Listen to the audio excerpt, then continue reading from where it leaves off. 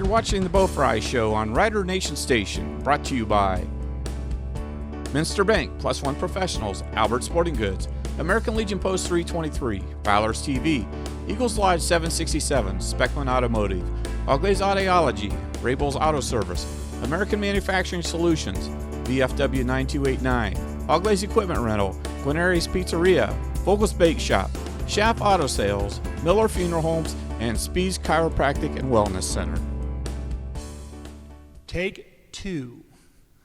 Hello again, everybody, and welcome to week number 2 of the Bo Frye Show. I'm Joe Hurlburt, your host, alongside head coach Bo Frye. And Bo, first of all, let me extend my congratulations on becoming the head coach of the St. Mary's Roughriders. Thank you very much. And congratulations on getting your first varsity win. Thank you again. Let's take a look at the Western Buckeye League last week as the 2021 season got underway. The Western Buckeye League started out 6-4. I don't know if that's a good judgment of how strong, weak, or if it makes any difference at all as to the strength of the Western Buckeye League, but overall, your thoughts about the play of the Western Buckeye League? Yeah, I definitely think the WBL scheduled some pretty good week 1 opponents. So, in all, I think 6-4 is a pretty good start for the league. I think the league's very good, and I think it's continuing to be a struggle every week. So. Let's take a look at some of the scores around the Western Buckeye League last week as the 2021 campaign got underway. The Bath Wildcats defeated Bowling Green by a score of 14-0. Versailles shut out Salina 42-0. Elida beat Spencerville 7-0. Kenton lost to Coldwater 44-14. Eastwood put one on OG 42-19. Van Wert beat Bryan in their rival 47-28. Marion Local beat Wapakoneta 31-6. Defiance beat Napoleon. Now they played on Thursday night, as did Shawnee, as they defeated LCC by a score of 20-13. So again, those are the scores around the Western Buckeye League in week number 1. Taking a look at what's happening this week around the league, it'll be the Salina Bulldogs on the road. They'll take on the Van Wert Cougars. Shawnee will be at Bath. Walpock will do battle with the OG Titans. Kenton will be at Elida. And, of course, the Rough Riders will host the Defiance Bulldogs here at Grand Lake Health System Field. So, you know, when you look at this week's matchups, there's some big games already to start the Western Buckeye League play. Oh, definitely. I don't try to look too much around the WBL. I try to focus in on where we're at this week, but there's definitely a lot of early season good matchups. Well, Coach, let's take a look a little bit about, let's just talk football in general. First of all, it has to be good to get your first win. Oh, for sure. I'm glad we got it under our belt, and it's not just me. I'm just the one leading the ship. So everyone congratulated me on all this stuff. And I gave that ball to Nick Yale. I said, I don't care about that, man. Let's just keep moving, man. Let's keep going forward. Push on, press on. So I appreciate it, and I appreciate it from everybody that's reached out in the community. But hey, that's just step one, man. We're going to continue to roll Absolutely. this thing. And I think really from maybe your personnel standpoint, it's always good to get that first win as a new head coach because you get your kids believing that this system works. Yeah, I definitely think that it is good that it's going to keep going. Mm-hmm. All right, it's going to continue to roll, and we haven't changed a whole lot, so hopefully they'll continue to believe. And they're playing extremely hard, and I love every single one of them, so we're going to continue doing what we're doing. Let's take us through. I know after a game Friday, you come in maybe and loosen up a little bit on Saturday, watch a little bit of film. But let's take us through a typical practice with pads during the week. How's that look? So we kind of changed it from the olden days. On Mondays, they're a lot tougher now. We go full padded practice on Monday. We go full pad Tuesday, and then we start to back down on Wednesday. So Mondays are longer. We get out, we do our scouting reports right away, and then we work right into special teams, into individual, and so they're long. It's Mondays, kids are getting out here real late because we lift afterwards as well. So some of those kids get out there pretty late. And then Tuesdays, we kind of just roll right into it in a similar type plan. And then Wednesdays, we back down with shell practice, and a little slower paced. Well, now this week prior to the Defiance contest, obviously the heat has been on everybody's minds around the area, and you're finding temperatures in the upper 80s, lower 90s. But not only do you have to deal with the temperature, but you also have to deal with the heat index, which is somewhere over 100, 101, 102. How do you adjust for for things like that in your practice? Yeah, it's very hot this week, so obviously we had to make changes and we had to take precautions. First thing we did was we didn't practice on the turf this week because it's extremely hot. Now that turf is about 10 degrees warmer, so we went to the grass. We slowed things down at times, and we have a water cart. Actually, we got about 5 or 6 managers, and Coach Brewer drives around on a water cart, so he jumps every station. So kids are getting water thrown on their heads, kids are getting wet towels on their backs, but we didn't slow down, and we're not planning on slowing down because we have a lot of work to do. Absolutely. Let's jump and change gears just a little bit. When do your younger programs start, like the JV programs and the freshmen and your junior high programs? When do they get underway? Well, JV started last week. They played New Bremen. They won 37-0 last week against New Bremen. Our 8th grade and our 7th grade both scrimmaged last week against Salina, and they start this week against Defiance. Is that something that you find yourself getting a little bit more hands-on with, is going to go see them kids play? Well, I have very, very, very good young coaches, so I kind of let them do their jobs. Right. And if I'm able to, yes, a lot of times they're playing out here right on the turf, right. So I can come out and watch that. And they're practicing, like yesterday when we were at the grass, our 8th grade was practicing right beside us on the other grass field. So we're right there together all the time. So, yeah, I'd say we are hands-on, but at the same time I let my coaches do. Sure. We do. I trust them. Well, we talked about your win last week, obviously, on the road, a long road trip, if you will. I think the players handled that road trip fairly well. You come away with a 10-7 win. Your overall thoughts of the way the Riders played? Well, I think we played extremely hard. We played with a lot of love. We played together. I told them before the game even started, the best team will win. And they looked at me all funny. I said the best team will win. And I thought we were the better team because we came together and we played hard and we wanted to win. And that can be a lot of said to our seniors and a lot to our kids. But obviously, if you watch the film and if you watch anything about Roughrider football, there were a lot of mistakes, a ton, okay? So we know that. We need to get better, and we need to get better fast.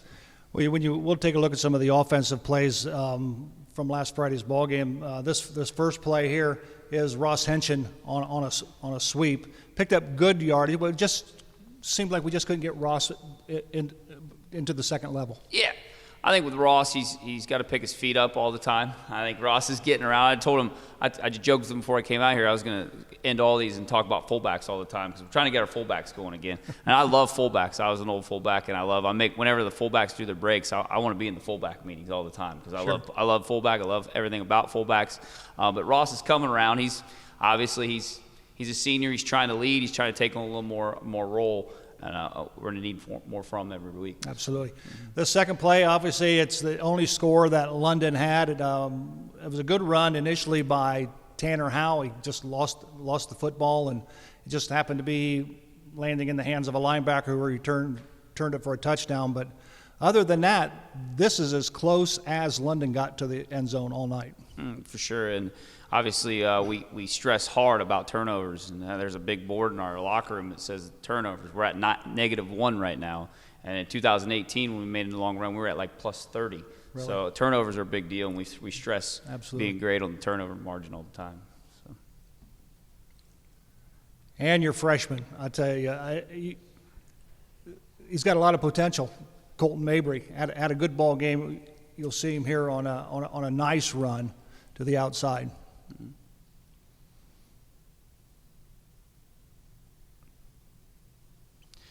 Well, as you can see, he's playing varsity for a reason.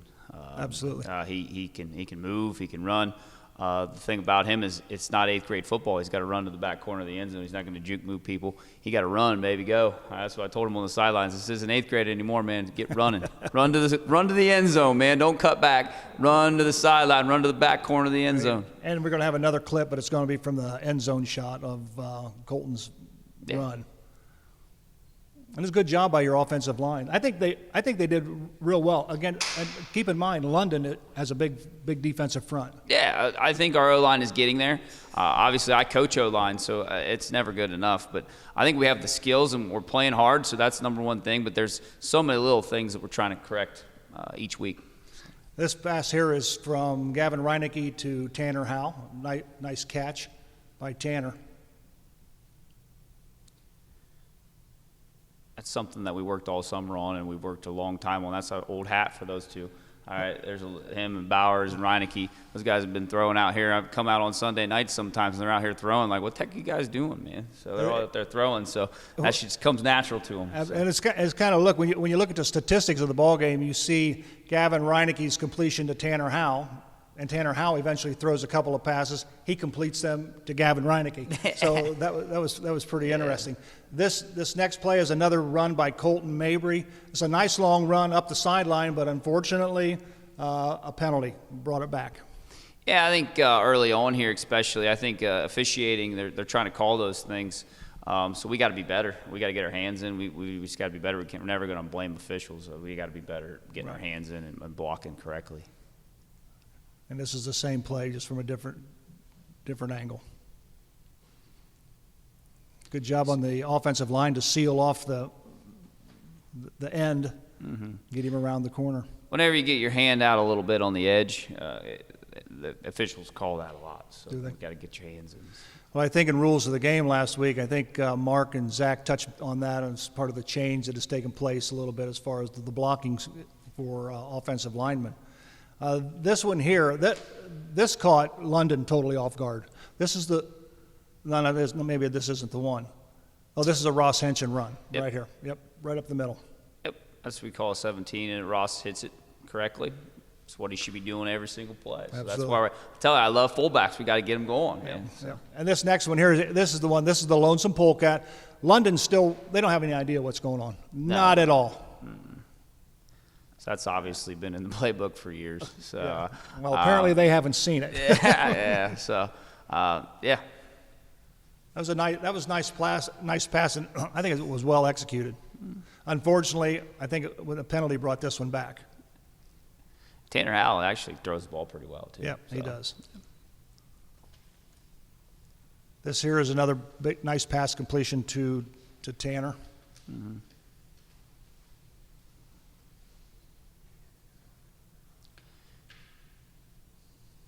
Kind of like I said earlier, when you work at something long enough, you get good at it. And Tanner and Gavin and Brandon Bowers, there were Sunday nights for all spring, even when in the winter it was a little cold, I'd see them out here throwing balls. Yeah. Like, hey, maybe we'll throw it 4 times instead of 3 times. There you go. There you go.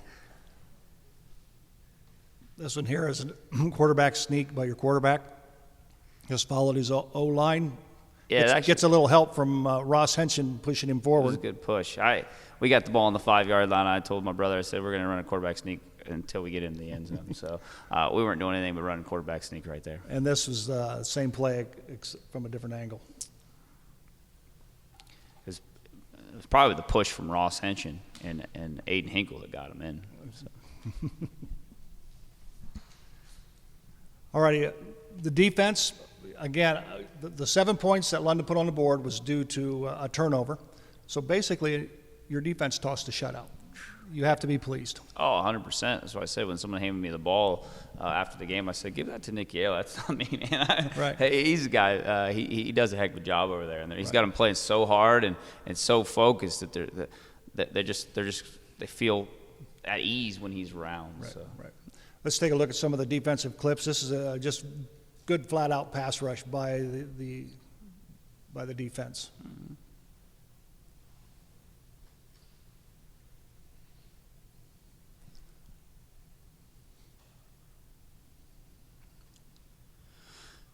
Get him flushed out of the pocket and then chase him to the sideline. Mm-hmm. Good pursuit.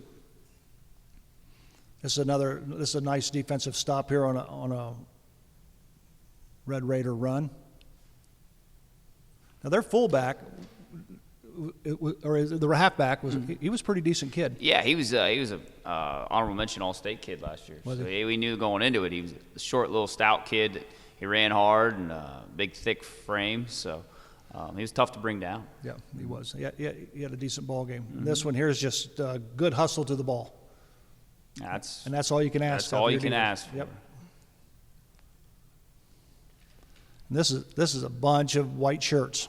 Yes, it's pursuit. I see them down there all the time. I look down there sometimes and laugh, and they're running all over the place at pursuit drill. They start every practice with pursuit drill, so obviously it's paying off. Yeah. Now this next one is an option play by the Red Raider quarterback, and I thought defense read it real well. little to no gain on this particular play.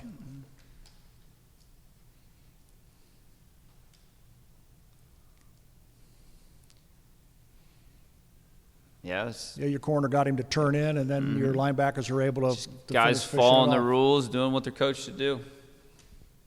See, I think that's something that the normal fan doesn't know is that every position has an assignment. Yeah. And then you do your assignment, the person next to you does their assignment, and when it's all said and done, it all works together. It's kind of like a car. If it's all clicking at the same time, great things happen. So. Absolutely. I believe this one is just pure what they call gang tackling. This is nothing but a bunch of Roughrider defenders attacking the ball. That's what you want. That's all you can ask for right there as guys get into the football. And you got to get into the picture, though, too, yeah, don't you? Everyone, if you're not, you're running on Saturday if you're not in the picture. So. Get in the picture. Yeah. This is good pressure against the quarterback. I think I think this was the one that might have been caught for an interception. I think this is the one that flushed him out of the pocket. I believe so.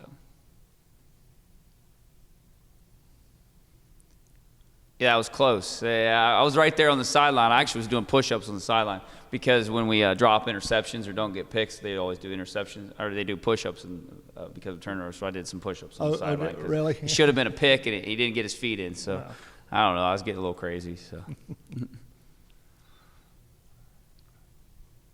This particular play here is just good pressure from your defensive ends. Mm-hmm. I think this is they pinched him back for a loss. Mm-hmm.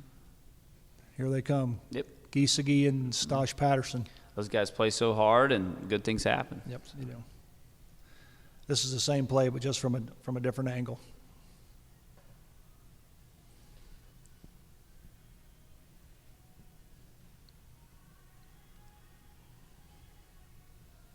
Boom.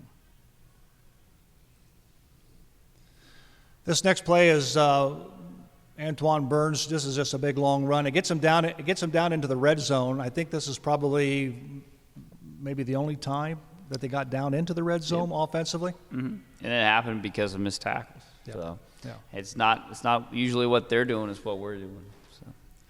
And this next play is just this is a big stop by the defense. They're inside the 10-yard line. They're getting ready to punch it in, and your defense comes up with a big play. Mm-hmm.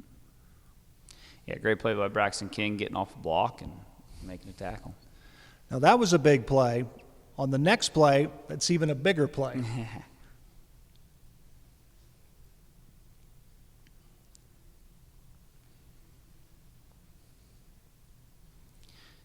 Drew Danmeyer. Funny story about Drew Danmeyer. He was a backup offensive tackle last year. He was a backup offensive tackle. That's what that kid has become in the offseason. Really? I credit Coach Tom Nous, in the offseason just taking him under his wing and making him a football player. And lost about 40 pounds. And really? He's moving, flying around. And, hey, if you told me 3 months ago Drew Danmeyer would be playing outside linebacker, I'd have laughed at you. But he's playing hard, and he's doing what we're asked. So. Well, those two plays here, this is what the outcome was.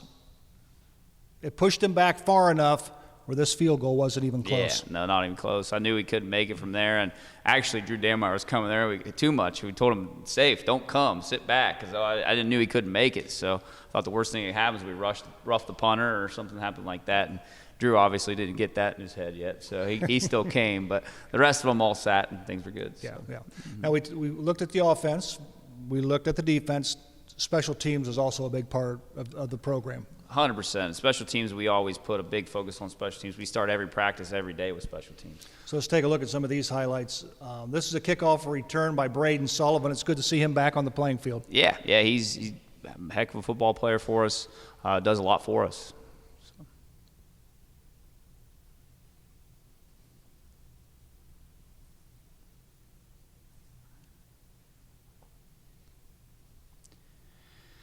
This is the opening return, right? Mm-hmm. Yep. So yeah, it wasn't blocked real well. It's one of my jobs too. So my guys didn't play very well. So the front wall was kind of split up. We didn't get our wall set very well, and obviously that's the name of the game: getting your wall set. Yeah, this is another nice return by Braden. said, Braden's playing good football for us right now. He was a linebacker last year, lost a little weight. And last year, didn't he have the injury bug a little bit? He did a little bit, not much. He was just a young guy still coming on. He started for us at outside linebacker against Van Wert last year. He's lost some weight too, a big basketball guy. So he's flying around. He actually plays safety now. He was a linebacker fullback. Now he's a safety, kickoff returner, that kind of guy. So.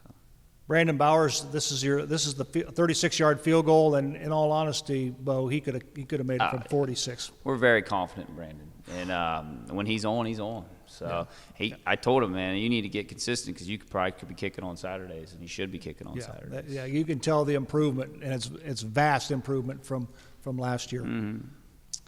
This is good special teams coverage on a kickoff. This is where he puts it in the end zone. Oh no, this isn't it. Sorry, next one. This is great coverage. So that's big part of the game. Yep, this is the same one just from the end zone. You can see your guys hustling down there. Mm-hmm. Everybody has a lane to fill. Yep. Everybody stays in their lane, and good things happen. Yep, everybody stays in their lane. The ball breaks one way, you pursue that way. If it breaks the other way, you pursue the other way. It's really, you try to get a lot of tough guys on a kickoff team. This is nice punt coverage. This is a nice punt by Brandon too to get you out of the hole. Yeah. Obviously, it's kind of unique that Brandon can kick, punt, and do it all. Yeah. Usually, you just have one or the other. But I think this is the same one, just from a wide shot of it. Mm-hmm. Yeah, he got his foot into this one. Mm-hmm. As a matter of fact, pushed him back past the 50-yard line. It definitely makes you feel better as a coach having a guy like him. It does. Mm-hmm. It does. Now this one right here, this one made my teeth rattle. Drew Dameyer lays this kid out, and his helmet comes off, and I thought, man, what a hit! Mm-hmm. Boom. He's playing good football right now. Like I said, he's really grown up and really became a player for us. And there's just another nice punt coverage by your special teams. Again, he's going to be punting from about the 2-yard line.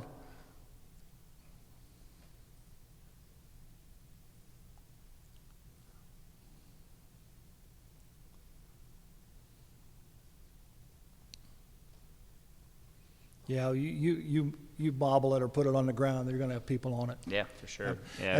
And this one right here, of all the footage we've watched, this is the best play in football. This is the best play in football, by far the best play in football right here. So, absolutely, this is the best play. You should just put this as the only highlight. I'd have been all right with that. It's the victory formation. Yeah, and the Roughriders come away with a 10-7 win on the road at London last week. This week, the Roughriders will be at home. They'll take on the Defiance Bulldogs, who will be coming in 1-0 as well. Coach Bo and I are going to take a break. We're going to come back, and we're going to talk about the Defiance Bulldogs and what to expect and how we can get a W on our side of the ledger. We'll do that and more right after we take this time out. You're watching the Bo Frye Show on Rider Nation Station, brought to you by Minster Bank, Plus One Professionals, Albert Sporting Goods, American Legion Post 323, Fowler's TV, Eagles Lodge 767, Speckman Automotive, Auglaze Audiology, Rabel's Auto Service, American Manufacturing Solutions, VFW 9289, Auglaze Equipment Rental, Guarneri's Pizzeria, Vogel's Bake Shop, Schaff Auto Sales, Miller Funeral Homes, and Spees Chiropractic and Wellness Center. All righty, we welcome you back once again to the Bo Frye Show. I'm Joe Hurlburt alongside Bo Frye, and I want to take this time to mention, if you get an opportunity to get out and thank our fine sponsors, do so. Visit them in the community. Tell them that you appreciate them supporting what we do here at Rider Nation Station, because without them, we wouldn't be able to bring you the Bo Frye Show, the rules of the game, or football on Friday night. So again, we want to extend our thanks to those who support Roughrider Football here on Rider Nation Station. Well, Bo, the Defiance Bulldogs come into town, and Defiance, like the Roughriders, have a first-year head coach, and the head coach there is Travis Cooper. Do you know Travis Cooper and a little bit of his philosophies? Or I will tell you one thing: he's got him playing extremely hard, and that's always scary when teams are playing hard. It's tough to match up with, and he's using a lot of Coach Beauty's old ways. You can tell he coached for Coach Beauty. So they're playing well on defense. They're playing well on special teams. They're playing well on offense and doing little things right and playing extremely hard is what jumps off the screen at me. Well, they haven't beat Napoleon for quite a few years, but they come out and they defeated Napoleon 7-0, but they played that last Thursday. Everybody else started other than Shawnee. Shawnee and Defiance played on Thursday. The rest of the league started their play on Friday. But offensively, anything we should look out for, or what we should watch for, or what you're preparing for? Yeah, well, on offense, they run a spread. They run the spread, and they have a pretty veteran offensive line. They got a receiver who went about 70 yards on a fade, the Kellenmeyer kid, number 1, who can fly. So a quarterback that can get him the ball, and a running back that's very capable of running inside and running outside. So they have athletes, and they play really hard, so that's obviously scary. And defensively, what kind of scheme defensively, they're in a 3-4. They're in they have 2 linebackers who've been playing for them for the last 3 years. So they have a veteran group of linebackers. Their D-line also plays O-line. So they are very physical, and they're stunting, and they're moving, kind of the old Coach Beauty defenses. Sure. Yeah. Sure. So when it's all said and done and the smoke clears and the dust settles, what's it going to take for the Roughriders to come away with another win here at Grand Lake Health System Field? I think the number one thing is continuing to press on. All right, we have to continue to get better. Like I talked earlier about the wing tee is kind of like a car. If one part is not firing correctly, the car is not going to run. So we got to get all 11 parts firing on offense first off, so we can score more points. Right. And defensively, we got to keep improving. We got to bring the same energy every week. We got to get all 11 guys of the football and continue what we're doing and continue to play hard, and good things will happen for us. Absolutely. Well, that's going to wrap it up for this edition of the Bo Frye Show. I want to thank Coach Frye and wish him the best of luck this Friday night against the Defiance Bulldogs. If you get an opportunity, come out to Grand Lake Health System Field and watch the Roughriders here on the turf. If not, join us right here on Rider Nation Station. We'll be on the air approximately 10 minutes till 7, hopefully. I want to remind you also to watch Zach Farrell along with Mark Sisko as they bring you rules of the game. They'll have some clips of things that took place in the Rider London game. They'll talk about them, and Mark will explain them a little bit, and also just enjoy that program. For Bo Frye, I'm Joe Hurlburt. We'll see you next time. So long, everyone. You're watching the Bo Frye Show on Rider Nation Station, brought to you by Minster Bank, Plus One Professionals, Albert Sporting Goods, American Legion Post 323, Fowler's TV, Eagles Lodge 767, Speckman Automotive, Auglai's Audiology, Rabel's Auto Service, American Manufacturing Solutions, VFW 9289, Auglai's Equipment Rental, Guarneri's Pizzeria, Vogel's Bake Shop, Schaff Auto Sales, Miller Funeral Homes, and Speed's Chiropractic and Wellness Center. Thanks for watching another episode of Rider Nation Station. Help us help you by subscribing on YouTube or following us on Facebook.